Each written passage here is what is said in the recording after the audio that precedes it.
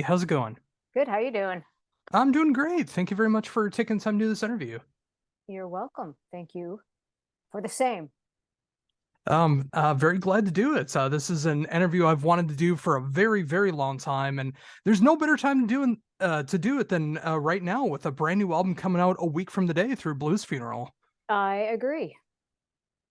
Oh, well, awesome. Well, I've had the chance to be able to check this album out for quite a bit of time now, and I really love the direction that the band is going in right now. It feels so natural for where the band is over the last couple years and everything that we've gone through, and so many things that are going on. It feels very heavy when it comes musically. It feels even heavier when it comes to the lyrical content. It just feels right. Thank you. First of all, that's awesome. I'm glad you feel that way. Yeah, this was a concept record that I had in mind to do when Blues Funeral reached out to me, asked me if I wanted to participate in the Post Wax 2 series. Um, and I knew it was a little departure from, the Acid King records that I've written before that were out there. And it is a direction that I've been wanting to go, but it went from a bigger leap from the, last one, Middle of Nowhere, Center of Everywhere, to this one. There wasn't small increments of you know, changes coming. But the change that is there isn't like so drastic that you're like, what happened to Acid King? They're now a country band. I mean, it's like, to me, like you said, it fits in, it totally just works. And I too am really excited about the direction that I've been wanting to go to for a while. And thanks to the help of Jason Landrian, who helped co-write the record with me, I was able to get there. So it's awesome. So thinking about that, I mean, obviously, like you mentioned, you dabbled in this kind of style a little bit on the previous album, but you can really hear it on this one. And again, that's what makes the album feel so natural because it feels like this is where you wanted the band to be able to go in. Like, what was there like a particular moment where you realized you wanted to go in this direction? Did you just decide to go this way? How did that work out? I've always loved Hawkwind and Far Flung and space rock but I never that was just something that wasn't in my area of expertise. I have a guitar and a distortion pedal and a Marshall, and that's all I have. In my Space Echo, that's probably the most I dabbled in as far as like effects go. I don't know how to play the synthesizer, work the synthesizer, keyboards. I've never done it before. So the last record was a little bit of that. A lot of it was done in the mixing, not so much, live, although there was bass echo and effects on there. So I would say it was something that I wanted to do, but I didn't quite know how to do, since it wasn't something that I had done before. And so trying to answer the question here correctly. So that yes, it was a direction that I wanted to go. But I have to say that I saw this movie Apollo 11, and Matt Morton uh, wrote the soundtrack, all analog synth on the entire documentary. And I saw that movie and I was like, holy shit, I like the soundtrack. I ran out and got the soundtrack immediately. And it's a lot, most people have never even heard it or seen the movie, which is unfortunate. But that just like really influenced me. And those of you that have listened to his soundtrack will can tell how influenced I was by that, by his soundtrack. But there was something about it that just really resonated with me. And so with that in mind, I thought, I wish I'd written that. How can I take that which I really love and try to, you know, do something like that. So that was a really big stepping stone, just in being influenced by that. And I love hearing that. I mean, it's always great, like, when you hear, like, an outside influence, like, something that you're not even expecting to, like, change something in your personal life, your business life, something like that. You just wanna be able to check out a movie, and a documentary's soundtrack can be so influential that you wanna start incorporating it into your own style and make it your own. And it's so cool to hear that because I am familiar with the soundtrack and I can hear elements of it, but it still sounds like Acid King. It still like sounds like something of your creation, but it's so cool to be able to have a new influence in your palette of music. Oh, absolutely. I mean, doing this for 30 years, even though I don't have that many records out, considering the amount of years, that I've had my band together. But, you've got to keep, I guess you don't have to, you can do whatever the hell you want. But for me personally, I need to keep evolving. I can't just, I can't write the same things I wrote 30 years ago. I've written every song about Ricky Casso, the Acid King. The book's dried up, the content's, so I got to move on. And I'm excited about this direction, and I feel like, yeah, it's a good one. It's what I want to do, and it works. It was kind of an experiment. We really didn't know what was going to happen when we wrote it, and we were just so happy with how it all came out. So thinking about that, was there like a particular riff or a particular song or movement where you realized that this was the right direction that you wanted to go into, where it feels like all the pieces were starting to come together? Well, I wanted to write kind of like a soundtrack record where there wasn't any beginning or any end. I knew that, we were all of these, keyboards or synth sounds, whatever, we're going to like the record's better suited. I know vinyl lovers, I hate to break this to you, but better suited for listening on your headphones from beginning to end in one take, instead of plucking out songs. Obviously, you can do that, but for the full experience of the record, it's best to listen to it all with your headphones from beginning to end because the songs flow together and you don't have to flip the record over in the middle. Although the vinyl sounds awesome. Um, but I just went in with my influence from Apollo 11 soundtrack and those synthesizer sounds, and I thought, how can I kind of create that? And that's kind of how it started. I had some riffs, and Jason and I started working together. I told him, kind of like what my ideas were, and we just started going at it. He learned GarageBand, never touched it before in his life, and we just started, kind of experimenting. And the funny thing is when we started doing this, we kept saying to ourselves, we're going to do it for real later on the real synthesizer. Like GarageBand was just the demoing process. And we're like, we're going to do this for real. We're going to do this for real. But by the time we ended up finishing the record, we loved you know, um, all of the effects and all of the sounds we made in GarageBand. And except for Beyond Vision, and I can't remember, there might be one other song where Bryce played the synthesizer on it. We pretty much did all of that in GarageBand, and we were happy with it. And yeah, so Yeah, and that minimal analog on those. yeah, and I was just gonna say it's cool to see, it's just like being able to expand what you're capable of when it comes to your workspace as well too. I mean, the fact that not having much of any experience on GarageBand was able to come up with so many cool sounds that came out of it, and it just feels right for the record. And that it's awesome to hear that, it's just like it's just that first time experimenting with it, learning what to do, what not to do, and finding all the right sounds. And it just came from working with GarageBand for a little bit with the synthesizer sounds. That's so cool. Thank you. Yeah, it totally did. Obviously, we had a lot of time thanks to the pandemic, so it was nice just to like being able to really just take our time, figure out what we wanted to do, figure out how to do that. I'm going to say he did, not me. He did it all on that aspect. But yeah, um, just pleasantly surprised with how it all came out. Oh, for sure. And another aspect that I love about this album, I hinted at it before, but I really love the lyrical content on this album as well too, because as heavy as the music gets on this album, I feel like the lyrical content, the conceptual ideas on this album is much heavier than even the music, especially with going through life, all these outer space feeling moments. The song 90 Seconds, knowing the background of that song is just like it's a scary concept when you think about it. And it's so cool to see that replicated on this album. Thanks. Yeah, originally it was going to be an all instrumental record. That was going to be the idea, just like a soundtrack. but as we started writing these songs, it was clear that some of them called for vocals, you know, so half the records got vocals and half don't. Um, but yeah, 90 seconds, for those that don't know, is the amount of time you can survive, you can live in space without your oxygen, and that's it. You have 90 seconds.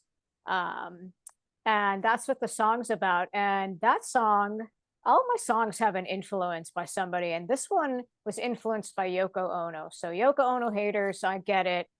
There's some terrible Yoko Ono stuff that you don't want to listen to, and neither do I. But there's also some awesome stuff. And she has this a record called Rising that she wrote with her son Sean.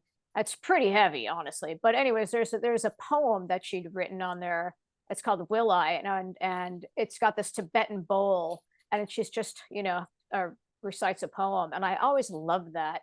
And I thought, I really, it was like, again, like, how could I take that I love so much and make, something out of it? And so that was my kind of, you know, that was my influence for that song. That and, dying in 90 seconds. Oh, for sure. But again, it's just I love the fact that I'm hearing that just like expanding the influences, expanding the sound of what Acid King is all about, experimenting more with the sound, working with GarageBand, being able to do all these things between both of you, being able to work on what the band can be in these times. And you kind of mentioned at it before, it's just like the fact that you were able to have more time to work on this record because of the pandemic. And I feel like this is the kind of album that you couldn't rush. Like it felt like it had to take as much time as it needed to be able to expand it out, or else it wouldn't have worked right. Yeah, I mean, you're right, because the whole concept of the record is about a journey from beginning to end, right? From takeoff to landing and all the things that happen in between. And it doesn't necessarily have to be space. It can be your life. It can be a band tour. It could be your trip that you thought, like you thought you had in your mind what your journey was going to be, what your relationship was going to be, what your tour was going to be. But then once you start into it, you realize, oh, perhaps it's not that after all, Um, so in is how the record was written. We didn't, we wrote it before the pandemic started, because of the circumstances in our bands and our lives. And then when the pandemic hit, we were like, well, we only had each other. There's only two people allowed in the studio at once where I practice. And then it kind of gave us our own journey of how, personal journeys together on how we wrote it. So yeah, the whole thing is it's pretty cool. The whole process of writing it is very special. So thinking about that, I mean, obviously, like you just mentioned, just like the idea of like things going one direction and it can be so different, even if it's going on the same track, it can end up in a different result than what you expect.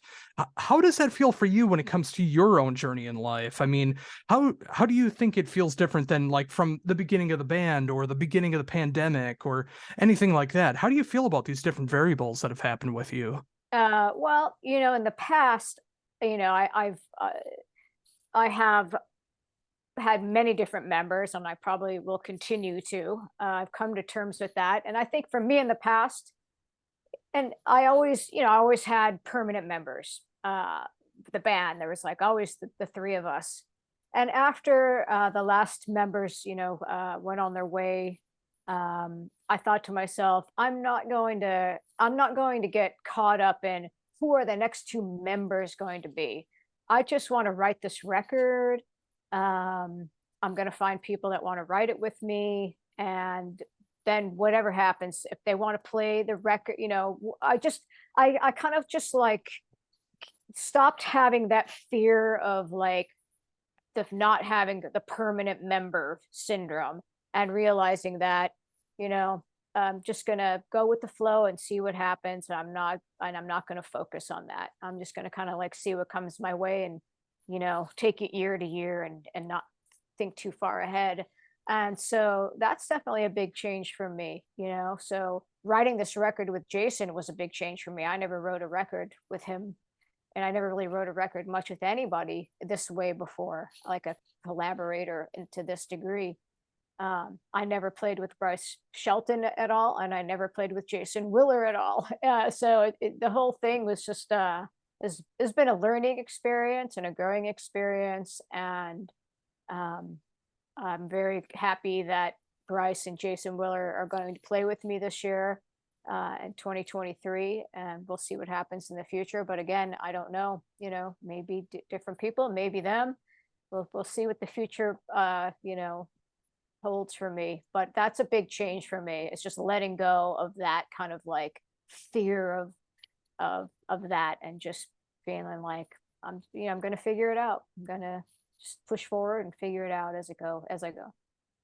Yeah, and it's obviously worked so far. I mean, obviously, I imagine there's so many trials and tribulations that go with member changes and style changes and just life in general. I know from my experiences with being in bands and having to switch out bands or switching out members, it can always be a hard thing to deal with. But when you do find the right members to be able to, even for like an album in a touring cycle, if you can find the right members to be able to put out the right songs at the right time, it can be such a great feeling. And hopefully, this lineup is able to go as long as it needs to, because I really love what's going with the direction of Acid King so far.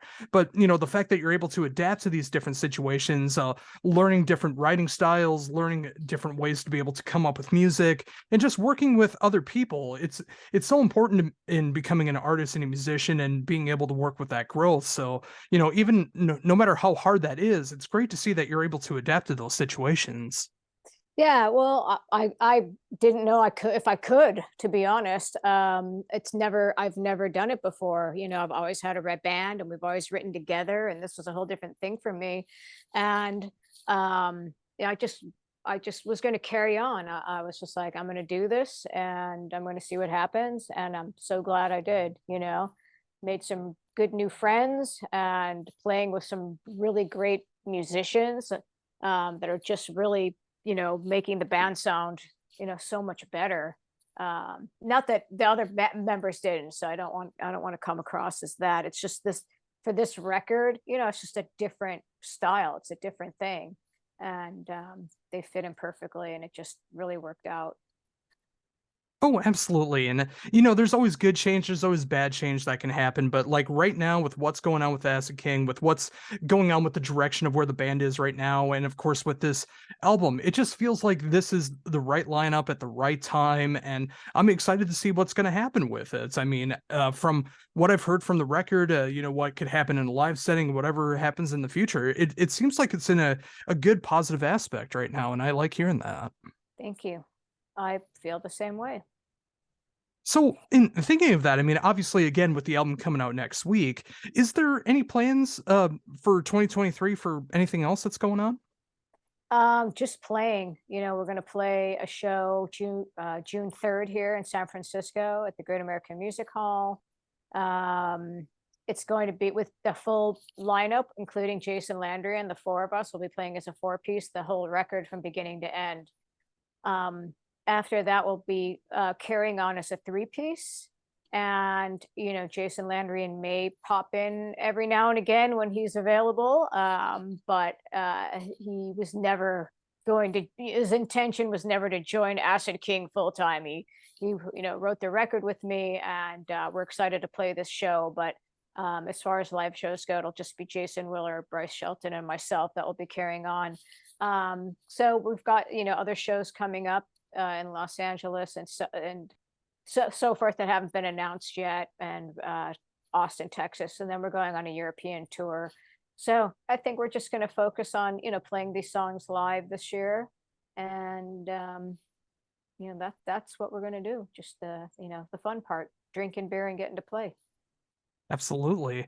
And I'm so glad to hear that the album is getting that full representation live, even if it's just one show or any additional shows in the future. I'm glad to see that this whole album is getting played live. That's so cool. Yeah, I decided I wanted to do it. I didn't know if Jason was going to play any more shows with us, so I thought, let's make it special. Let's do the entire record from beginning to end.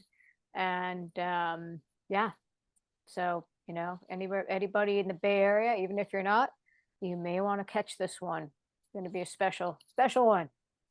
Oh yeah, it definitely sounds like it. And again, from what I've heard from the record and being able to check it out as many times as I have, as much as I love hearing what's on the record, I'm just imagining that live experience of what it's going to sound like live in the room and any other special treatment that goes into that live show. It's going to be that really cool experience. And yeah, anyone that can make it out to that show should absolutely go. Yeah.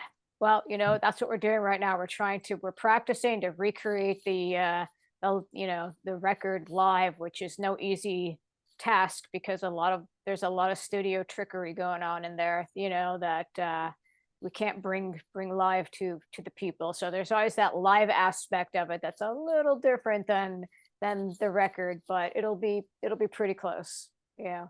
Yeah. Oh, that's so cool to hear. And yeah, another great aspect of it, I mean, obviously being able to see you live, whether you're doing the whole album, whether you're just playing a couple songs off the album in the future for future live shows, whatever the case is, the visual aspect is so cool to see as well, especially when it comes to this album, because with the videos that have been released so far, whether it's the visuals or the full-on videos, I really love how it matches up with the music so well. I mean, it really feels like you did write a soundtrack with these videos and visuals in mind.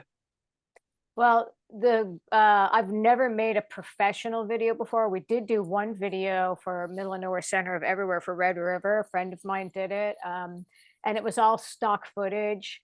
I had no money. I really just couldn't afford it.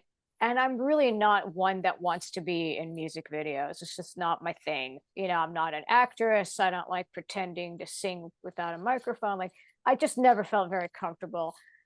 This friend of Jason Landry, who's a director and an editor, does motion graphics. He reached out and he really wanted to make a video. He was like, I want to make a video. I really want to make a video. And finally I said, okay, I'm going to do one, video with myself in it. It may be the first and last one I ever do. And he was just so passionate about it and so into it that I think that's why it really comes across. Like, he really dug into the song and really came up with something, that matched it. And you could just tell that he put a lot of work into it. It wasn't just like a hired gun, make a video. It was like someone that really loves the band and really wanted to make the video. And, he got me in there. He got me up there, you know, fake singing, without a microphone in front of me. But I really was playing the guitar. I probably really was singing, but not in a microphone. So, thinking about that, I mean, obviously with doing that and not wanting to be in that situation, but finally being talked into it, what did you think of the final product when you saw that back? I was really happy with it. I think it really came out cool. And I like that the whole band was, I didn't want to be the main focus. It may be my band and I might be the songwriter or whatever. Yeah, it's my band, but I didn't want to be the star of the show. I really love that it just everybody, it's a full, it's, we're all sharing in the limelight there. That was important to me. But yeah, it's it came out well and I'm happy with it. I think it fits and we don't look too dumb.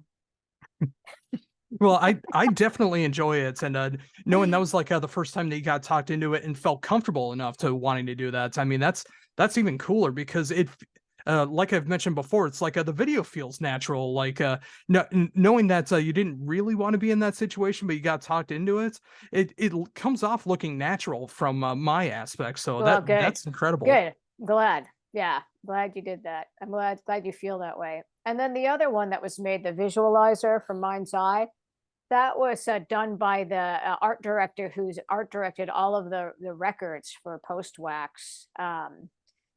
He did part of it. A lot of these, they're visualizers for YouTube. So it's not necessarily like a band video per se. It's like if you're watching it on YouTube, if you're listening to it on YouTube, it's just something to have a visual. It's called a visualizer, just something to have up on the screen. So it's not just like the record cover or the band name with the song playing. But he did a really cool job because it wasn't just a generic AI video. It was AI mixed with, he actually hit the drum beats in there. So he enhanced it himself along with AI to like at least make it sync up with the song. So it wasn't just like a bunch of visuals that didn't really, like have a beat to the music. So uh, that's why it came, and it was perfect. I mean, whatever it was, going through the planets, psychedelic planets. Oh, for sure, and yeah, I really love the way that turned out as well too, and that's what I meant, like, knowing the fact that that was, created after the fact, like, that was not the intention to have a video like that, even if it was something like that, that was something that was created almost as an afterthought to be able to promote the song. It feels like it was written the song was written with that in mind. I mean, it syncs together so well, so, I mean, that's so cool, like, being able to have both of these kinds of videos work together so well and be able to show off all these different visual effects for the band. Well, thank you. I'm sure Peter Bergsten, he's in this band called Lowrider. Awesome guy, awesome just person. Check out his band Lowrider. And yeah, just an amazing art director too. Just very super talented human being and good person.